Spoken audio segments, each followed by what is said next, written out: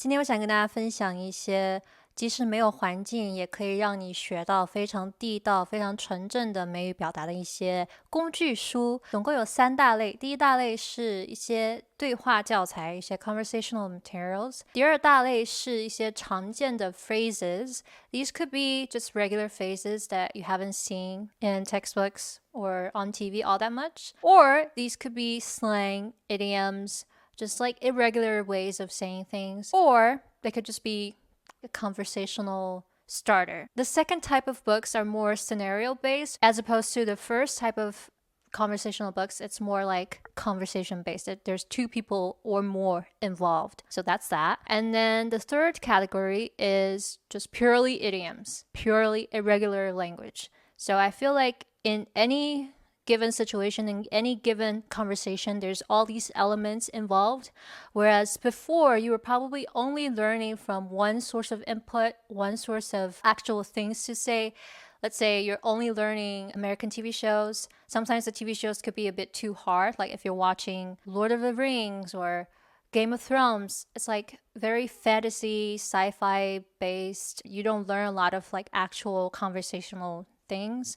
And then second of all, some people like to read a lot. They like to listen to TED Talks, a lot of like jargony or terminology centric stuff. That's also kind of deviated from actual conversations. So I think learning all these elements of what could go into a conversation covers all the grounds. That being said, the first category we have conversational textbooks. This one I recently got. It's called Speak English Like an American. And I like that it's kind of short and sweet. There's a title, there's a name for the situation. Like this one is Ted Goes Out for the Evening. Basically, it's just like hanging out, saying bye, you know. And then behind every conversation, there's all the idioms or phrases involved. So it can extrapolate even more valuable stuff from that short conversation. But like I said in my previous video, you can't just rely on any textbook. You have to use it with a dictionary so that when you run into a word that you've seen elsewhere before, you can study it and you can make your own sentences out of it. Sometimes it might not be accurate what they said on the textbook. And then similarly, we have one more conversational textbook. Actually, 2 more, but yeah. English the American Way. This one is a little old, both the book that I got and also this edition. It came out like years ago. And although it has a lot of themes like living in America, what situations you might run into, it's a great like ESL textbook. Actually, a lot of ESL schools that I know use this textbook because it covers conversations and also like reading materials. But what I don't like about it is that under the vocab list, it doesn't tell you what part of speech this is. Like, it doesn't say, oh, this is a noun, this is a verb. It also doesn't tell you how common these words are. Like sometimes they'll talk about drop by, which is very common. But then again, it'll be like hatchback. Like you don't need to learn that word, okay? That's too specific. Backstroke. That is also too specific. And I don't like how I explained it either. It's like backstroke. You guessed it. A swinging move done on your back. Okay, first of all, when you're a beginner, you can't even use a purely English definition to understand some of these complicated words. But the fact that this textbook doesn't have any of that and it doesn't tell you what this vocab is good for, then it kind of defeats the purpose. That being said, I think it's a great reading material. I think it's a great introduction into America. If you've never lived here, if you've never watched any American TV shows, it can be a little overwhelming. So it talks about like things like going to the DMV or like going to a barbecue cookout, which I'm going to, ironically. And then we have, once again, English conversation. I really like this book. I like the size. I like that it's a workbook and like you learn a little, you do a little exercise and the fonts are big. That's pretty much it. And I checked out some of the conversations. I've run into similar situations like the ones in the textbook and the expressions are very authentic. If it's one thing I could do to make it better is to really make sure I prioritize the words. Like if I were to have a textbook, which that gives me an idea. I should have a textbook. But in the vocab study session, I will tell students, okay, this word is within the most common 500 range. So obviously it's very, very important that you learn these words first. And then this other word is not as common. It's more like real life image-centric words that you can learn later on, right? So that students have a way of prioritizing certain things over others. Because if you're overwhelming them with so much information, they don't know where to start. Category number 2 is phrase books. So phrase books, unlike conversational textbooks, don't have a conversation. I feel like that's pretty self-explanatory, but I feel like just pointing it out.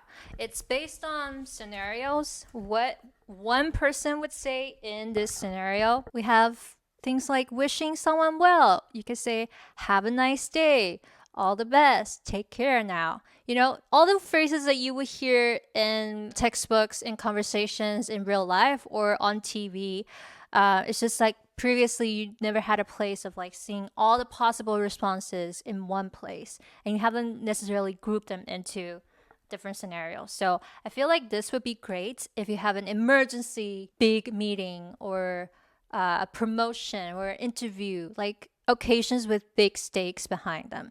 Then you can study cram the night before. So I've got one that looks like this. Perfect phrases for ESL conversation skills. I've talked about this book before. And then 2, we have Conversational American English. It's not exposed properly.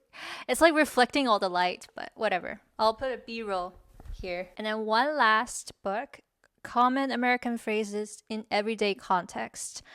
The only difference between this and the 2 previous books is that this is more like a dictionary. It's alphabetized. Use it as a dictionary. Whenever you run into a phrase that you can't really understand, then look it up in this book or Google it. So yeah, I don't use this one too much, but the other ones, I use them. Before we move on to the 3rd category, I just want to put out a shameless plug, although not shameless. I believe in the value of my books. But anyway, if you want to learn phrases based on scenarios, but you don't want to only read English, you want to have some Chinese translations, also you don't want to spend too much money, then I have the perfect pick for you. I have a phrase book called Ella 的口语笔记, which is essentially the same idea. I group phrases into different scenarios so that you can anticipate what to say. You can figure out like different responses based on how formal or informal, how funny you want to be. And then obviously I include Chinese translations. And then on top of like scenario-based phrase books, I also have phrases based on common words. Phrases with the word go in it. A lot of times it could mean so many different things. I think, yeah, that would be great for you. I'm really bad at this. Yeah. Okay, you get the gist. You get the gist. Say it again. Okay. I'm glad that you're here. What are you trying to tell me? I'm telling you to buy my book, bitch. Okay. I think I'm gonna keep that. I like the little banter that we have. I have my assistant with me today. That's why I'm like talking off camera. I'll show you a picture of her. She's really beautiful. Thank you. She'll make a cameo at some point. You guys just get these idiom workbooks. Well, this is more like an idiom dictionary.